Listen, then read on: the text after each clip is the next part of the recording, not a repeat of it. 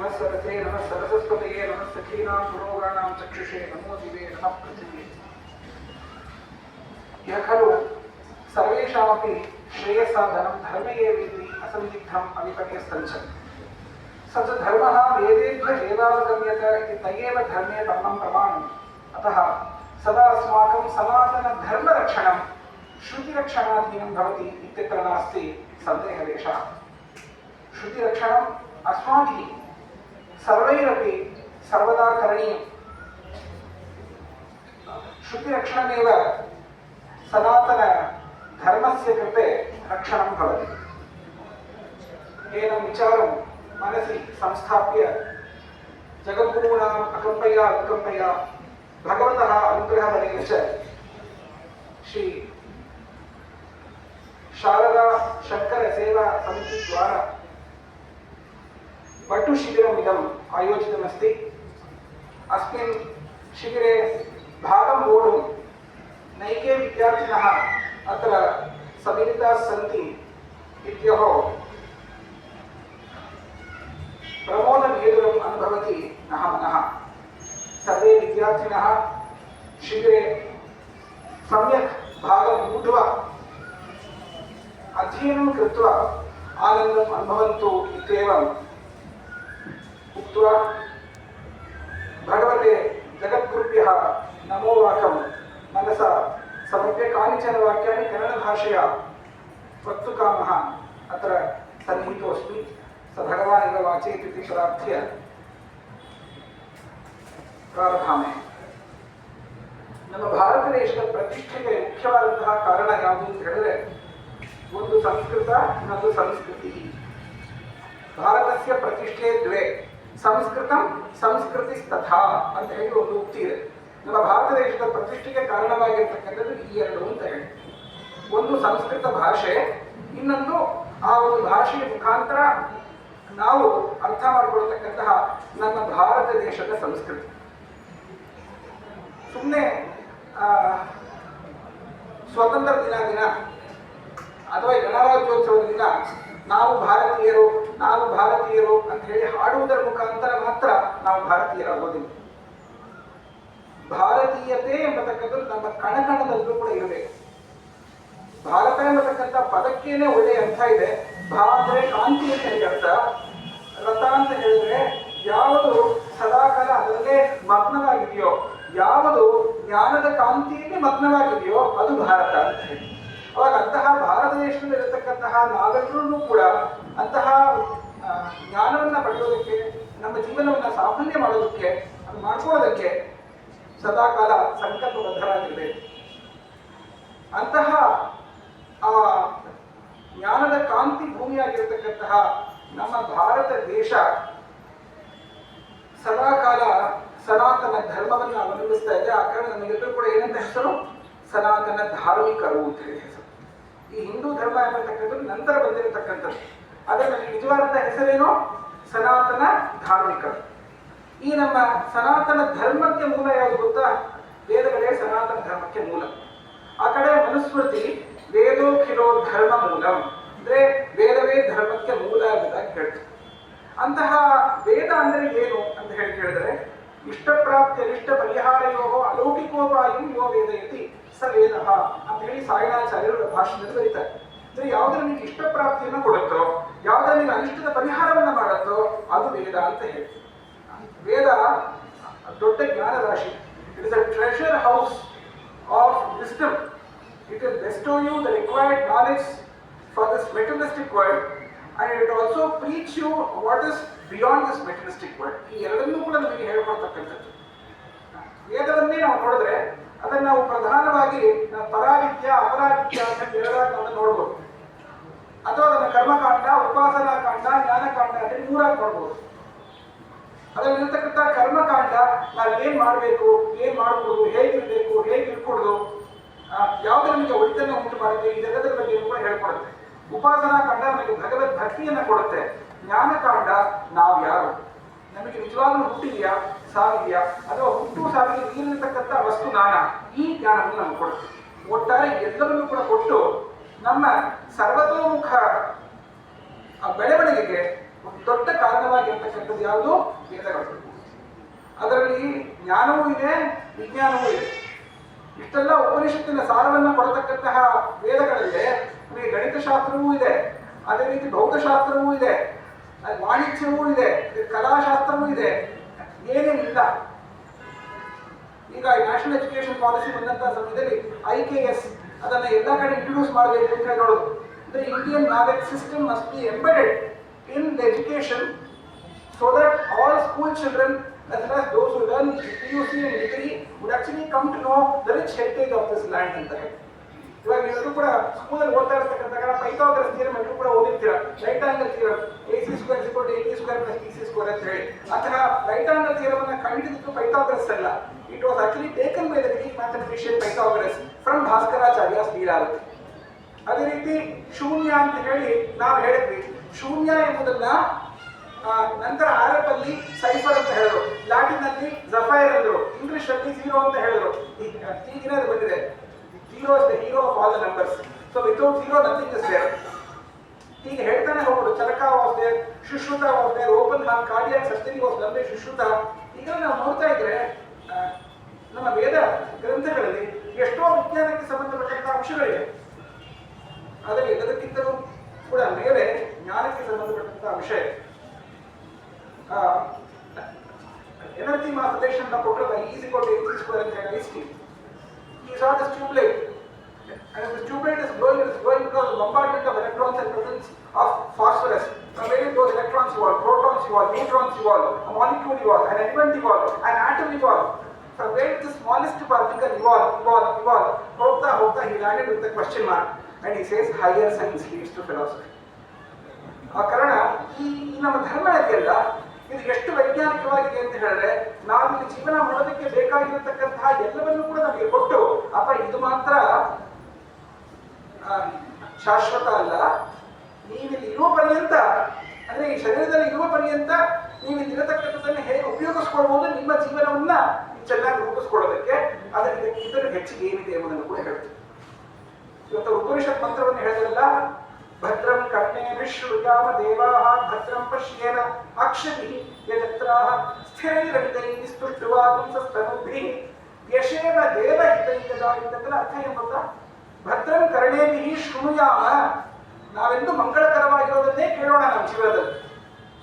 ಆಮೇಲೆ ಭದ್ರಂ ಪಶ್ಯೇಮ ಅಕ್ಷಭಿಃ, ನಾವು ನಮ್ಮ ಕಣ್ಣುಗಳಿಂದ ಯಾವುದು ಭದ್ರವಾಗಿದೆಯೋ, ಅವ್ರು ಧ್ರುವ ಅನ್ನೋದ್ರ ಬಗ್ಗೆ ಹೇಳಿದ್ರು, ಇಲ್ಲಿ ಭದ್ರ ಅನ್ನೋದ್ರ ಬಗ್ಗೆ.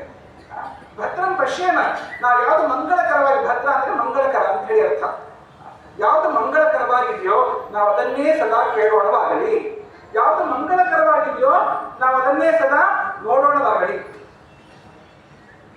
ಆಮೇಲೆ ಇನ್ನೇನು, ಸ್ಥಿರೈ ಅಂಗೈ ತುಷ್ಟವಾದ ಸಸ್ತನೂಭಿ, ಸ್ಥಿರವಾಗಿರತಕ್ಕಂತಹ ಅಂಗವನ್ನ ಇಟ್ಕೊಂಡು ಮಂಗಗಳಂತೆ ಈ ಲೋಕದಲ್ಲಿ ಓಡಾಡದೆ ನಾವು ಅದನ್ನ ಸಾರ್ಥಕ ಮಾಡ್ಕೊಳ್ಳೋಣ. ಭಗವಂತ ಇಂತಹ ಶರೀರ ಕೊಟ್ಟಿದ್ದಾನೆ. ಜಂತೂನಾಂ ನರಜನ್ಮ ದುರ್ಲಭಂ ಅತಃ ಪುಂಸ್ತ್ವಂ ತಥೋ ವಿಪ್ರದಾ ತಸ್ಮಾತ್ ನೈತಿಕ ಧರ್ಮಮಾರ್ಗವರ್ತ ವಿದ್ವತ್ವಂ ಅಸ್ಮಾತ್ತರಂ ಆತ್ಮಾನಾತ್ಮ ವಿವೇಚನಂ ಸ್ವರೂಪವಃ ಬ್ರಹ್ಮಾತ್ಮನ ಸಂತತಿಃ ಮುಕ್ತಿನ್ನೋ ಶತಕೋಟಿ ಜನ್ಮಸು ಕೃತೇ ಪುಣ್ಯೇ ವಿರಾಲಭ್ಯತೆ ಅಂತ ಹೇಳಿದ್ರು ಆಚಾರ್ಯ ವಿವೇಕ ಚೂಡಾವಣಿಗೆ. ಜಂತುಗಳಲ್ಲಿ ಈ ಮನುಷ್ಯರನ್ನ ಸಿಗೋದಿದೆಯಲ್ಲ, ಇದು ತುಂಬಾ ದುರ್ಲಭ. Children, you all have to realise that getting this form is not so very easy. 84 lakh ಯೋನಿಗಳಿವೆ. You will just see in your palm with the help of a microscope, certainly you will be able to see so many small tiny microorganisms in your palm. It may not be visible now, but if you see under a microscope it will be visible. ಅಲ್ಲಿಂದ ಹಿಡಿದು ಒಂದು ಚಿಕ್ಕ ಕ್ರಿಮಿಕೀಟದಿಂದ ಹಿಡಿದು right from an algae, right from an amoeba, there are 84 lakhs of species. 84 lakh ಯೋನಿಗಳಿಗೆ ಮನುಷ್ಯನು ಒಂದು ಯೋನಿ. ಇಂತಹ ಮನುಷ್ಯನ ಸಿಗೋದಕ್ಕೇನೆ ನಾವು ತುಂಬಾ ಪುಣ್ಯ ಮಾಡಿರಬೇಕು. ಅಂತಹ ಪುಣ್ಯ ಮಾಡಿದ್ದೇನೆ ಇಂತಹ ಮನುಷ್ಯರನ್ನ ಸಿಗುತ್ತೆ. ಶ್ರೀಕೃಷ್ಣ ಭಗವದ್ಗೀತೆಯಲ್ಲಿ ಹೇಳ್ತಾನೆ, ವಾಸಾಂ ಜೀರ್ಣಾನಿ ಯಥಾ ವಿಹಾಯ ನವಾನಿ ಗೃಹಾದಿ ನರೋಪರಾಣಿ ತಥಾ ಶರೀರಾಣಿ ವಿಹಾಯ ಜೀರ್ಣಾನಿ ಅನ್ಯಾನಿ ಸಂಯಾತಿ ನವಾನಿ ದೇಹಿ ಅಂತ ಹೇಳಿ. ಹೇಗೆ ನಾವು ಒಂದು ಹೊಸ ಬಟ್ಟೆ ಹಾಕೊಂಡು ತುಂಬಾ ಸಂತೋಷ ಪಟ್ಟು ಅದೇ ಬಟ್ಟೆ ಹಳೆಯಾಗ್ಬಿಟ್ರೆ ಆ ಬಟ್ಟೆನ ಬಿಟ್ಟು ಇನ್ನೊಂದು ಬಟ್ಟೆನ ಧರಿಸ್ತೀವೋ, ಆ ರೀತಿಯೇ ಆತ್ಮ ಒಂದಾದ್ಮೇಲೆ ಒಂದು ಶರೀರವನ್ನ ಬಟ್ಟೆ ತರ ಧರಿಸುತ್ತೆ.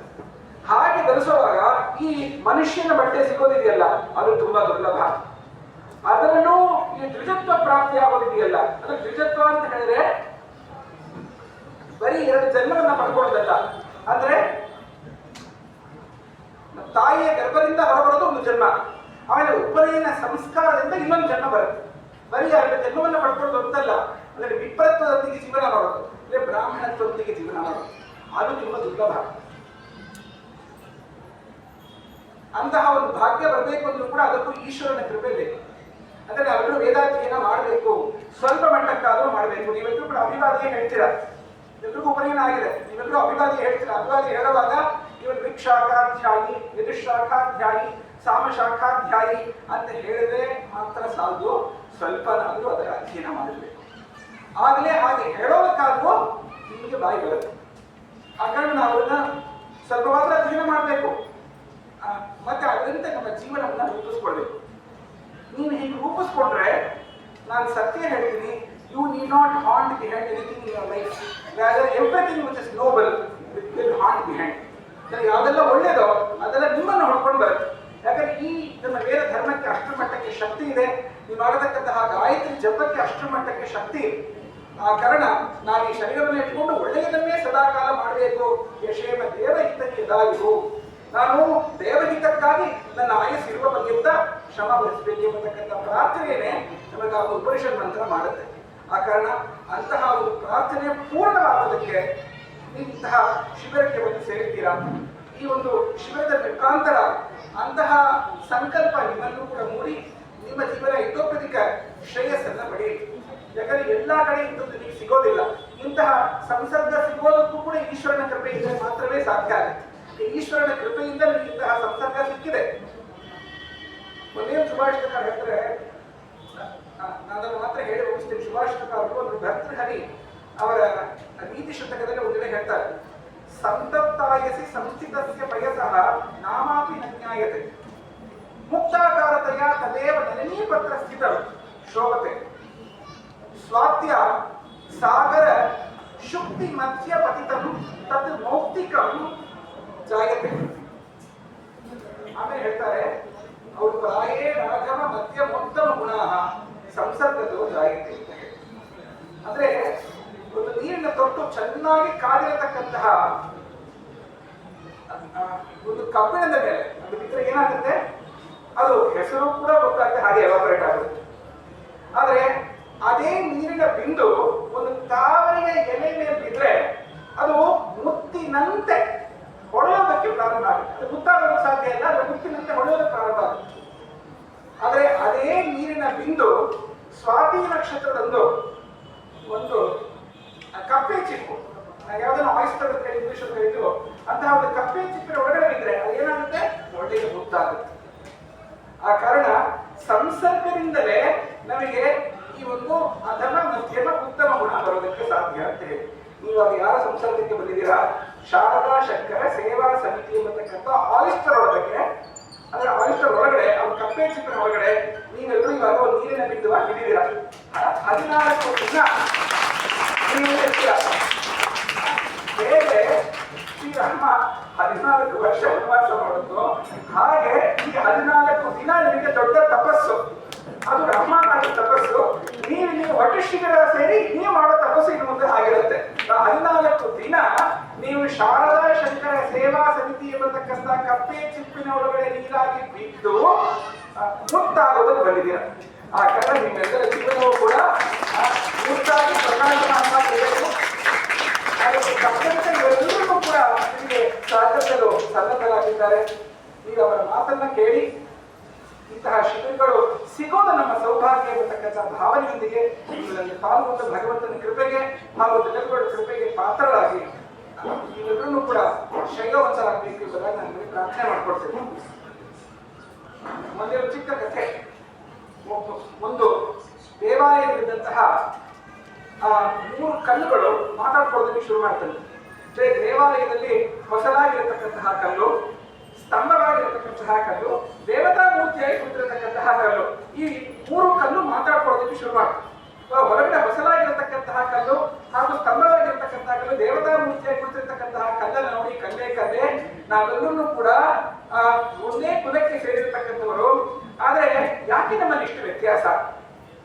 ಅವ ಹೊಸದಾಗಿರತಕ್ಕಂಥ ಕಲ್ಲು ಹೇಳಿದ್ರು, ನೋಡು ನನ್ನ ಅವಸ್ಥೆನ ನಾನು ಈ ದೇವಸ್ಥಾನದಲ್ಲಿ ಹೊಸಲಾಗಿದ್ದೀನಿ, ಎಲ್ಲರೂ ನನ್ನ ತಲೆ ಮೇಲೆ ತೆಂಗಿನಕಾಯಿ ಹೊಡಿತಾರೆ, ಆಮೇಲೆ ಸೈಡಲ್ಲಿ 2 ದೀಪ ಹಚ್ತಾರೆ, ಎಣ್ಣೆ ಏನಾದರೂ ಬಿಟ್ಟಿದೆ ಅದನ್ನು ನನಗೆ ಸೆಳುತ್ತಾರೆ. ಇಷ್ಟೆಲ್ಲ ನನ್ನ ಅವಸ್ಥೆ ಇದೆ ಅಂತ ಹೇಳಿ ಹೊಸಲಾಗಿರ್ತಕ್ಕಂಥ ಕಲ್ಲು ಹೇಳ್ತೀವಿ. ಸ್ತಂಭವಾಗಿರತಕ್ಕಂಥ ಕಲ್ಲು ದೇವತಾ ಮೂರ್ತಿಯಾಗಿ ಕೊಡ್ತಿರ್ತಕ್ಕಂಥ ಕಲ್ಲು ನೋಡಿ ಹೇಳಿದ್ದು, ನನ್ನ ಅವಸ್ಥೆ ಏನ್ ಹೇಳಿ, ಯಾರಿಗಾದ್ರು ವಿಭೂತಿ ಕುಂಕುಮ ಪ್ರಸಾದ ಕೊಟ್ಟರೆ ಸ್ವಲ್ಪ ಇಟ್ಕೊಳ್ತಾರೆ, ಸಿಕ್ಕಿದ್ರೆ ನನ್ನ ತಲೆ ಮೇಲೆ ಹಾಕ್ತಾರೆ. ಆಮೇಲೆ ಪ್ರಸಾದ ಕೊಟ್ಟರೆ ಅವ್ರು ಕೆಲವೊಮ್ಮೆ ಸ್ವಲ್ಪ ಸ್ವೀಕರಿಸ್ತಾರೆ, ಅವರಿಗೆ ಕೈ ತೊಳ್ಕೊಳ್ಬೇಕು ಇರತಕ್ಕಂಥ ಅರಿವಿಲ್ಲದೆ ಹೋದ್ರೆ ನನ್ನ ಮೇಲೆ ಅದು ಬಳಕೆ ಹೋಗ್ಬಿಡ್ತಾರೆ. ಕಲ್ಲೇ ಕಾವೇರಿ ಅಂತ ತಮಿಳು ಭಾಷೆಯಲ್ಲಿ ಹೇಳ್ತಾರೆ. ಕಲ್ಲೇ ಕಾವೇರಿ ಅಂತ ಅನ್ಕೊಂಡು ನನ್ನ ಮೇಲೆ ಬೆಳೆದ್ಬಿಟ್ಟು ಹೋಗ್ತಾರೆ. ಇದು ನನ್ನ ಅವಸ್ಥೆ.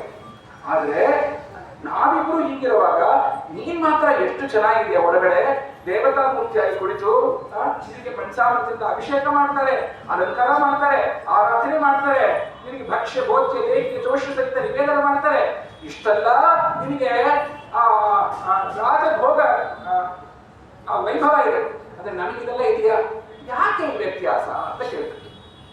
ಆಗ ದೇವತಾ ಮೂರ್ತಿಯಾಗಿ ಕುಳಿತಿರ್ತಕ್ಕಂಥ ಕಲ್ಲು ಈ ಹೊಸದಾಗಿರ್ತಕ್ಕಂಥ ಕಲ್ಲನ್ನು ಸ್ತಂಭವಾಗಿರ್ತಕ್ಕಂಥ ಕಲ್ಲು ನೋಡಿ ಹೇಳಿದಂತೆ, ನೀವು ಹೇಳೋದೇನೋ ಸತ್ಯ, ಅದೇ ನಾನು ಹೇಳ್ತಿದ್ದನ್ನ ಕೇಳಿ ಮೊದಲು ಹೊಸದಾಗಿರ್ತಕ್ಕಂಥ ಕಲ್ಲಿಗೆ ಹೇಳ್ತೀನಿ. ಇನ್ನೊಂದು ಮಾಡುವಾಗ ಸ್ಥಪತಿ ನಿನಗೆ ಯಾವುದೋ ಒಂದು ಒಳ್ಳೆ ರೂಪ ಕೊಡಬೇಕು ಅಂದ್ರೆ ಅನ್ಕೊಂಡ, ಆದ್ರೆ ನೀನು ಜಾಸ್ತಿ ಹೋಗೋಟಿಲ್ಲ, ಸ್ವಲ್ಪ ಮಾತ್ರ ಹೋಗೊಟ್ಟೆ. ಆ ಕಡೆ ನನ್ನ ಹೊಸಲಾಗಿ ಮಾತ್ರ ಮಾಡೋದಕ್ಕಾಯ್ತು, ನೀನು ಹೊಸಲಾಗಿ.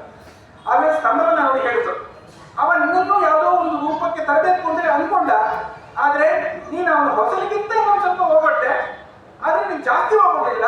ಸ್ತಂಭವಾಗಿ ಮಾಡೋದಕ್ಕಾಗಿ ಸ್ತಂಭವಾಗಿ ಮಾಡಿದೆ ನಾನು.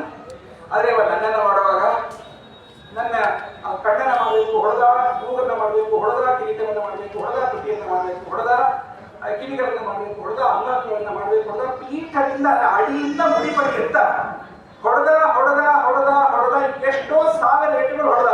1000 ಏಟು ಹೊಡೆದ್ರು ಕೂಡ ನಾನು ಜಗದೇ, ನಾನು ಹಾಗೇ ಸ್ಥಿರವಾಗಿದ್ದೆ. ಆ ಕಾರಣ ಒಂದು ದೇವತಾ ಮೂರ್ತಿಯಾಗಿ ನಾನು ಕಂಡುಕೊಳಿಸ್ತಾ ಇದ್ದೀನಿ. ಆ ರೀತಿ ನಿಮ್ಮನ್ನ ಒಂದು ದೇವತಾ ಮೂರ್ತಿಯಾಗಿ ಮಾಡೋದಕ್ಕೆ ಶಾರದಾ ಶಂಕರ ಸೇವಾ ಸಮಿತಿ ಸಂಕಲ್ಪ ಮಾಡಿದೆ. ಇವಾಗ ಇಷ್ಟು ಜನರು ಇಲ್ಲಿ ಸ್ಥಪತಿಗಳಿದ್ದಾರೆ, ಶಿಲ್ಪಿಗಳು, ಅವರೆಲ್ಲರೂ ಕೂಡ ನಿಮ್ಮನ್ನ ಸರಿಯಾದಂತ ರೀತಿಯಲ್ಲಿ ತಿಳಿಸಿ ನಿಮ್ಮನ್ನ ಸನ್ಮಾರ್ಗದಲ್ಲಿ ಕರ್ಕೊಂಡು ಬರೋದಕ್ಕೆ ಅವರು ಸಂಕಲ್ಪ ಮಾಡಿಬಿಟ್ಟಿದ್ದಾರೆ. ಅವರ ಸಂಕಲ್ಪಕ್ಕೆ ತಕ್ಕಂತೆ ಪೋಷಕರು ಕೂಡ ಸಂಕಲ್ಪವನ್ನ ಮಾಡಿ ನಾವು ನಮ್ಮ ಮಕ್ಕಳನ್ನ ತಂದು ಬಿಡ್ತೀವಿ. ನೀವೆಲ್ಲ ಶಿಲ್ಪಿಗಳು, ನೀವು ಇವರನ್ನ ಒಳ್ಳೆ ಶಿಲೆಯಾಗಿ ರೂಪಿಸಬೇಕು ಅಂತ ಹೇಳಿ ಸಂಕಲ್ಪ ಮಾಡಿ ಅವರ ಪೋಷಕ ವೃಂದದವರೆಲ್ಲರೂ ಕೂಡ ತಂದು ಬಿಟ್ಟಿದ್ದಾರೆ. ಇನ್ನು ಮೇಲೆ ನೀವು ಹೊಸಲಾಗ್ತಿರೋ, ಸ್ತಂಭ ಆಗ್ತಿರೋ, ಅಥವಾ ದೇವತಾ ಮೂರ್ತಿ ಆಗ್ತಿರೋ, ಅದು ಬಿಟ್ಟಿರೋ. ನೀವೆಲ್ಲರೂ ಸಂಕಲ್ಪ ಮಾಡಿದ್ರೆ ಸ್ಥಿರವಾಗಿ, if you all are having firm determination with you, you would awake and stop not until the goal is reached. Hope you all would be there with this kind of a firm determination and follow the footsteps of these elders, so that you all would shine like the Devata Murti in the Sanctum Sanctorum. ನಾನು ಇಷ್ಟನ್ನು ಮಾತ್ರ ಹೇಳೋದಕ್ಕೆ ಬಯಸ್ತೇನೆ. ನೀವೆಲ್ಲರೂ ಖಂಡಿತ ದೇವತಾ ಮೂರ್ತಿ ಆಗ್ತೀರಾ ಭಾವನೆ ಬರ್ತದೆ. Freedom from struggle and attaining the eternal bliss, having the universally acclaimed goal of humankind from the time immemorial. And if one needs to attain this unalloyed bliss, then the jiva has to surrender towards dharma. You have come here with surrenderance towards dharma. May your life ever grow and glow with this thought throughout, in order to make your life more and more meaningful, blissful, and make you all experience that unalloyed bliss and eternal emancipation are my prayers and wishes at the lotus feet of Lord Eternal. ಎಲ್ಲರಿಗೂ ಎಲ್ಲ ರೀತಿಯಾದಂತಹ ಶ್ರೇಯಸ್ಸು ಬರುವುದರಲ್ಲಿ ಶಿಬಿರ ಚೆನ್ನಾಗಾಗಲಿ. 14 ದಿವಸ 14 ದಿನ ನೀವು ಮಾಡತಕ್ಕಂತಹ ತಪಸ್ಸು ನಿಮ್ಮನ್ನ ಉಚ್ಚ ಸ್ಥಾಯಿಗೆ ತಗೊಂಡು ಹೋಗುತ್ತೆ. ಇದನ್ನ ದೊಡ್ಡ ತಪಸ್ಸು ಹೇಳಿ ತಗೊಂಡು ಮಾಡಿ, 5 ಗಂಟೆಯಿಂದ ರಾತ್ರಿ 10 ಗಂಟೆ ತನಕ ವಿಚಲಿತ ಆಗದೇ ಬೇಕು ಅಂತ ಹೇಳಿದ್ರೆ ತದ್ಧಿತಪ ಅಂತ ಹೇಳಿ ಅದು ದೊಡ್ಡ ತಪಸ್ಸು. ಅಂತಹ ಒಂದು ತಪಸ್ಸನ್ನು ಆಚರಿಸಿ ನೀವೆಲ್ಲರೂ ಶ್ರೇಯವಂತರಾಗಬೇಕು ಎಂಬುದಾಗಿ ಆಶಿಸ್ತಾ ಸ್ವಸ್ತಿ. ಸರ್ವೇ ಭವಂತು ಸುಖಿನಃ, ಸರ್ವೇ ಸಂತು ನಿರಾಮಯಾಃ, ಸರ್ವೇ ಭದ್ರಾಣಿ ಪಶ್ಯಂತು, ಮಾ ಕಶ್ಚಿತ್ ದುಃಖ ಭಾಗ್ ಭವೇತ್. ಓಂ ಶಾಂತಿ ಶಾಂತಿ ಶಾಂತಿ. ಹರ ನಮಃ ಪಾರ್ವತೀಪತಯೇ, ಹರ ಹರ ಮಹಾದೇವ. ಜಯ ಜಾನಕೀಕಾಂತ ಸ್ಮರಣ.